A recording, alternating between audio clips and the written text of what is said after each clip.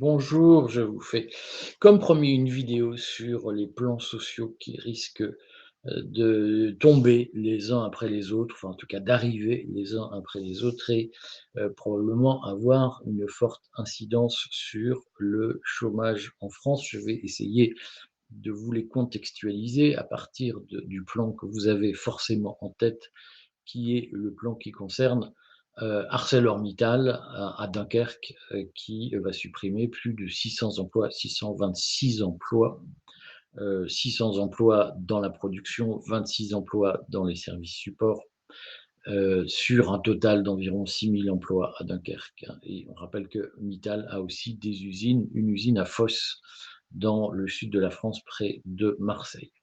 Alors, je vais essayer de vous expliquer pourquoi ces plans sociaux arrivent, pourquoi ils vont probablement être nombreux.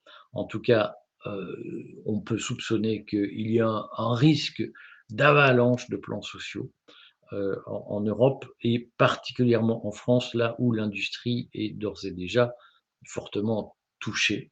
Depuis de nombreuses années, je ferai une émission, bien entendu, avec Éric Legendre, on a prévu d'en faire une, sur les causes de la désindustrialisation. Éric Legendre connaît très bien la filière automobile, il a lui-même travaillé en usine, si j'ose dire.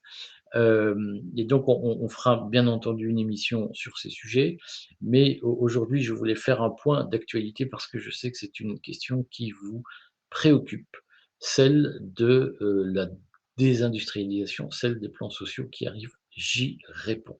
Alors d'abord, donc ce qu'il faut avoir en tête, c'est que, les plans sociaux chez Arcelor, Mittal, sont au fond quelque chose d'assez classique dans le fonctionnement général de l'industrie de l'acier, de la métallurgie, parce que, comme les représentants syndicaux eux-mêmes le disent, l'acier, ce sont des marchés cycliques. Il y a des hauts, il y a des bas, et lorsqu'il y a des bas, eh bien, on diminue les effectifs.